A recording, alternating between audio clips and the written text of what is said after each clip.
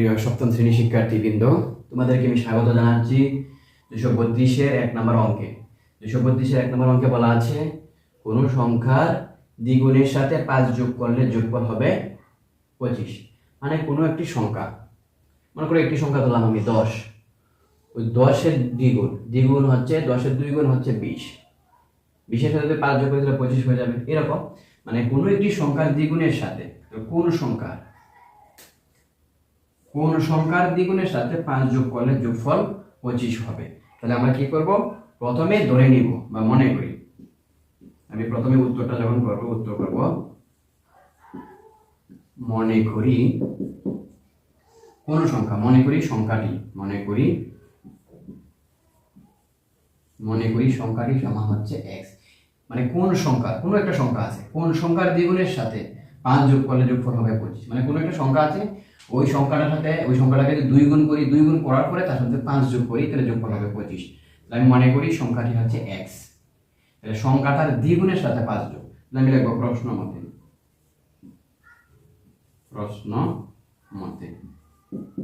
মতে কি লিখব, কোন সংখ্যার দ্বিগুণের সাথে 5 যোগ করলে, তাহলে সংখ্যাটা হচ্ছে কত, তাহলে সংখ্যা দ্বিগুণ মানে হচ্ছে সংখ্যাটা হচ্ছে 2 গুণ হচ্ছে 2 x, তো সংখ্যাটা হচ্ছে x, তার 2 গুণ হচ্ছে 2 x প্লাস কেন দ্বিগুণের সাথে 5 কি করতে হবে, যোগ করতে হবে। 5 যোগ করলাম, যোগফল হবে কত, 25 লিখলাম।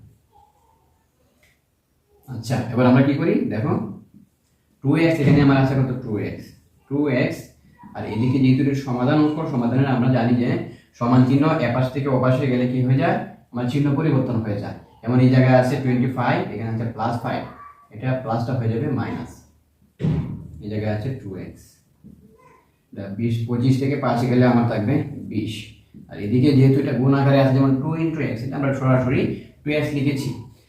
যেহেতু আমার এখানে 2x দেওয়া আছে, x এর সাথে আমার কি আছে 2 কি হবে, এটা যেহেতু গুণ আছে ওই পাশে হয়ে যাবে আমার ভাগ হয়ে যাবে।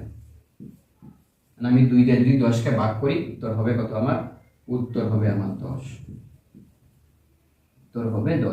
তারা বলছিল না তোমার যে কোন সংখ্যা দ্বিগুণের সাথে 5 যোগ করলে যোগফল 25 হবে। এই যে দেখো, আমি বলছিলাম ধরে নিয়েছিলাম সংখ্যাটি হচ্ছে x, তাহলে x এর যে মান আসছে সেই মানটাই আমার আনসার, এই জায়গায় আনসার দিয়ে দিলেই হবে।